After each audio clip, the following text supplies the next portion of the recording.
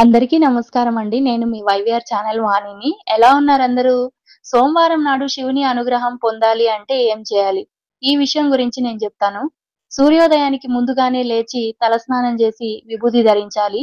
శివుడిని భక్తి శ్రద్ధలతో పూజ చేయడం వల్ల సమస్త పాపాలు, గ్రహ దోషాల నుండి విముక్తి లభిస్తుంది. శివునికి రుద్రాభిషేకం చేసి మృత్యుంజయ మంత్రాన్ని 108 సార్లు జపిస్తే అపమృత్యు దోషం అనేది పోతుందండి. శివునికి ఇష్టమైన బిల్వ పత్రాలను, శంకు పుష్పాలను సమర్పిస్తూ ఓం నమః శివాయ మంత్రాన్ని జపిస్తూ పూజ చేస్తే మన కోరికలైతే నెరవేరుతాయి. పంచామృతంతో శివునికి అభిషేకం చేస్తే అనారోగ్య సమస్యలనేవి తొలగిపోతాయి.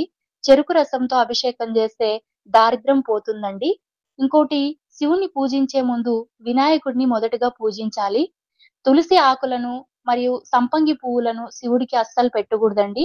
శివలింగానికి కుంకుమ పెట్టకూడదు. కేవలం విభూది, గంధం వంటివి మాత్రమే పెట్టాలి.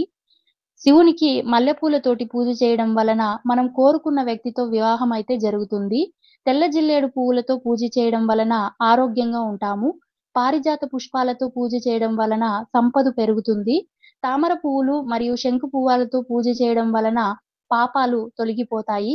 ఇవన్నీ పక్కన పెడితే కొంతమందైతే దేవుడు లేదు, ఏం లేదు అనే వాళ్ళకి ఇవన్నీ ఒకసారి చేస్తే గనక మంచి పాజిటివ్ రిజల్ట్ అయితే ఖచ్చితంగా వస్తుంది. 100% వస్తుందండి. చేసి చూడండి. ఈ వీడియో గనక నచ్చినట్టయితే లైక్ చేయండి, షేర్ చేయండి, కామెంట్ చేయండి. అలాగే సబ్స్క్రైబ్ కూడా చేసుకోండి. Bye bye.